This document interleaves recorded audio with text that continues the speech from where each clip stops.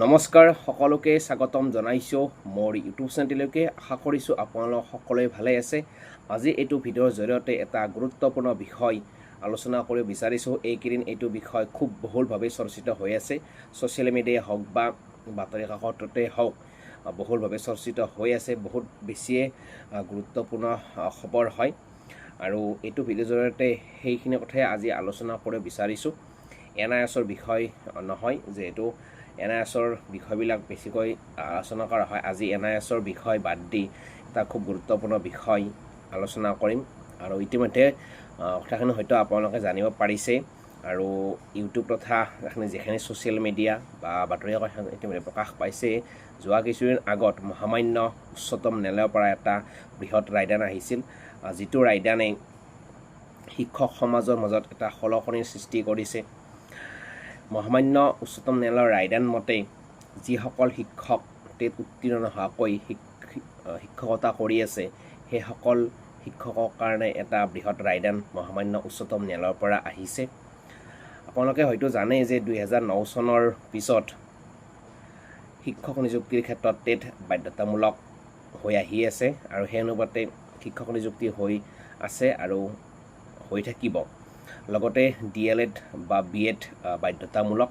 DLED BEdৰ লগতে TET উত্তীৰ্ণ হোৱাটো শিক্ষকৰ পদত নিযুক্তি পাবলৈ 2009 চনৰ শিক্ষা অধিকাৰ আইন মতে সেয়া আছিল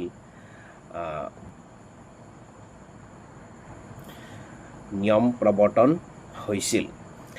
গতিকে এতিয়া কথাটো হ'ল যে 2009 চনৰ আগত যিসকল টিচাৰে টেট উত্তীৰ্ণ নোহোৱাকৈ শিক্ষকতা বৰ্তমানলৈকে কৰি আছে, সেইসকল টিচাৰৰ কাৰণে মহামান্য উচ্চতম ন্যায়ালয়ৰ পৰা এটা বৃহৎ ৰায়দান আহিছে আৰু এইটো ৰায়দান মতে যিসকল টিচাৰে বৰ্তমানলৈকে টেট উত্তীৰ্ণ নোহোৱাকৈ শিক্ষকতা কৰি আছে, সেইসকল শিক্ষকে টেট পাছ কৰাটো অৰ্থাৎ টেট উত্তীৰ্ণ হোৱাটো বাধ্যতামূলক কৰিছে মহামান্য উচ্চতম ন্যায়ালয়ে। ক'বলৈ গ'লে যিসকল টিচাৰৰ 5 বছৰতকৈ বেছি চাকৰি আছে বা বেছি চাকৰিৰ কাৰ্যকাল আছে, সেইসকল টিচাৰে মাষ্ট বি টেট পাছ কৰিবই লাগিব। এইটো ৰায়দান আহিছে মহামান্য উচ্চতম ন্যায়ালয়ৰ পৰা। আৰু যদিহে তেওঁলোকে 2 বছৰৰ ভিতৰত টেট পাছ কৰিব নোৱাৰে, তেতিয়াহ'লে তেওঁলোকে স্বেচ্ছাই চাকৰিৰ পৰা অৱসৰ ল'ব লাগিব। আৰু যিসকল টিচাৰৰ 5 বছৰতকৈ কম আছে কাৰ্যকাল, সেইসকল টিচাৰে অৱসৰ নল'লেও হ'ব, কিন্তু তেওঁলোকে কোনো ধৰণৰ পদোন্নতি নাপাব। যিটো পোষ্টত তেওঁলোকে কাম কৰি আছে বা শিক্ষকতা কৰি আছে, সেইটো পোষ্টতে থাকিব লাগিব। অৰ্থাৎ ক'বলৈ গ'লে যদি 5 বছৰতকৈ কম আছে চাকৰি, ধৰক 2 বছৰ 3 বছৰ এনেকৈ আছে, তেখেতসকলৰ কি হ'ব, সেই যিটো পোষ্টত কাম কৰি আছে বা শিক্ষকতা কৰি আছে, সেইটো পদতে তেওঁলোকে নিযুক্তি হৈ থাকিব লাগিব। কিন্তু যিসকলৰ 5 বছৰতকৈ বেছি আছে, সেইসকল টিচাৰে মাষ্ট বি টেট পাছ কৰিবই লাগিব। আৰু যদিহে টেট পাছ নকৰে, তেওঁলোকৰ নিজেই কি হ'ব, চাকৰিৰ পৰা অৱসৰ ল'ব লাগিব। সেইটো আহিছে বৃহৎ ৰায়দান উচ্চতম ন্যায়ালয়ৰ পৰা। গতিকে আৰু এইসকল টিচাৰ 2027 চনৰ ভিতৰত অৰ্থাৎ 2 বছৰৰ ভিতৰত সম্পন্ন কৰিব লাগিব, যদিহে তেখেতসকলে চাকৰিত নিয়োজিত হৈ থাকিব বিচাৰে। গতিকে এইটো কথা আপোনালোকক জনালোঁ এইখিনিন, যিহেতু এইটো বিষয় বহুলভাৱে চৰ্চিত হৈ আছে। আৰু এই যিটো নিয়ম মানে কি প্ৰযোজ্য হ'ল, এই নিয়মটো ব্যক্তিগত খণ্ডৰ বিদ্যালয়তো প্ৰযোজ্য হ'ব নেকি?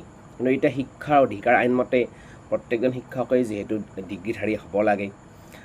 এতিয়া ব্যক্তিগত খণ্ডৰ বিদ্যালয়ত কেনেকুৱা ধৰণে এইটো বিষয় প্ৰভাৱ পৰে, সেইটো সময়ত লক্ষণীয় হ'ব আৰু চৰকাৰে কেনেদৰে সেইটো বিবেচনা কৰে সেইটোৰ ওপৰত ডিপেণ্ড কৰিব। কিন্তু যিখিনি চৰকাৰীভাৱে এতিয়া নিয়োজিত হৈ আছে, সেইসকল টিচাৰে 2009 চনৰ পূৰ্বে টেট নোহোৱাকৈ যিসকল টিচাৰ টেট নোহোৱাকৈ শিক্ষকতা কৰি আছে, সেইসকল টিচাৰে কিন্তু টেট উত্তীৰ্ণ হ'বই লাগিব। আৰু যদি টেট উত্তীৰ্ণ হ'ব নোৱাৰে, তেওঁলোকে অৱসৰ ল'ব লাগিব। আৰু যিসকলৰ 5 বছৰতকৈ কম আছে শিক্ষকতাৰ কাৰ্যকাল, তেখেতসকলে টেট পাছ নকৰিলেও হ'ব, কিন্তু তেখেতসকলৰ পদোন্নতি নহয়।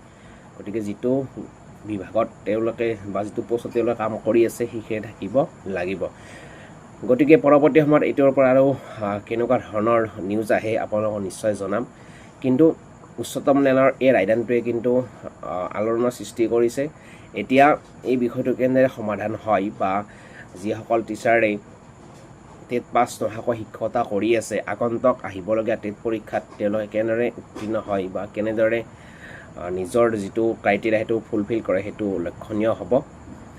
এইটো আহিছে উচ্চতম ন্যায়ালয়ৰ এটা ৰায়দান আৰু যিহেতু এইটো ৰায়দান সমগ্ৰ ভাৰতত তথা সমগ্ৰ দেশতে প্ৰযোজ্য হ'ব, কাৰণ সুপ্ৰিম কোৰ্টৰ যিবিলাক ৰায়দান ভাৰ্ডিক সেইবিলাক ভাৰ্ডিক গোটেই দেশতে বলবৎ হয়। গতিকে এইখিনিয়ে কথা আপোনালোকক জনালোঁ আৰু পৰৱৰ্তী সময়ত এনেকুৱা ধৰণৰ ভিডিঅ' আপোনালোকক নিশ্চয় জনোৱা হ'ব আৰু তাৰ কাৰণে আপোনালোকে মোৰ ভিডিঅ'টো ছাবস্ক্ৰাইব কৰিবলৈ নাপাহৰিব আৰু ভিডিঅ'টো শ্বেয়াৰ কৰিব যদি ভাল লাগে আৰু কমেণ্টছ কৰিবলৈ নাপাহৰিব। ধন্যবাদ। জয় অসম।